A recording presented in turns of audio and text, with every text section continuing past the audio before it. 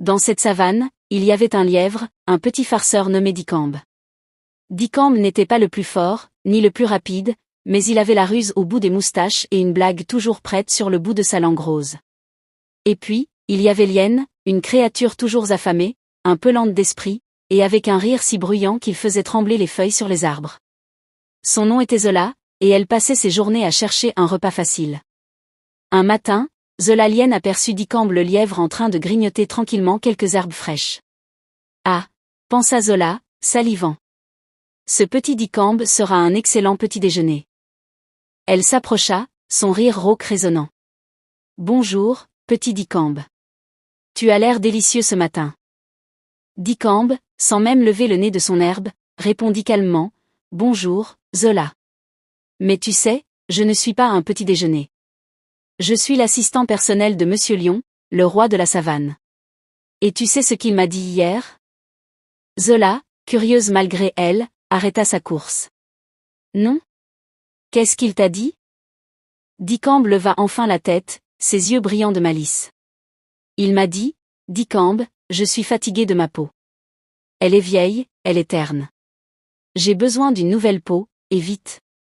Va me chercher la peau de l'animal le plus stupide de la savane, mais elle doit être bien propre et fraîchement tondue. Zola se mit à réfléchir, ce qui était déjà une épreuve pour elle. L'animal le plus stupide, hein? Dicambe hocha la tête avec un air très sérieux. Oui. Et comme j'étais un peu occupée, je me demandais si tu pouvais m'aider. Tu sais, la peau d'hyène est si épaisse, si belle, si, prête à être tondue. Zola, flattée, et surtout très dette, commença à s'imaginer en train d'aider le grand lion. Oh. Vraiment? Ma peau? Tu penses que Monsieur Lion l'aimerait? Absolument, s'écria Dicambe. Mais il faut qu'elle soit parfaitement lisse.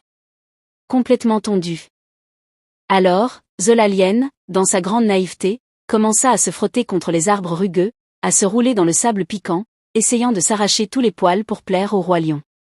Elle se frottait et se frottait, riant de son propre effort, mais surtout de la gloire future d'être la fournisseuse de la nouvelle peau du roi.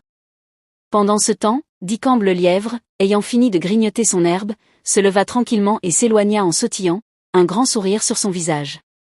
Il regarda derrière lui Zola, l'hyène tondue, qui ressemblait maintenant à une grande saucisse rose couverte de quelques plaques de poils redelles. Elle était en train de se plaindre à un rocher, se dit Dicambe. Il a dit que ma peau était épaisse, mais je crois qu'elle ne l'est pas assez. Et c'est ainsi que Dicambe le lièvre, par sa ruse et son sens de l'humour, réussit à échapper à une mort certaine, laissant derrière lui une hyène ridicule.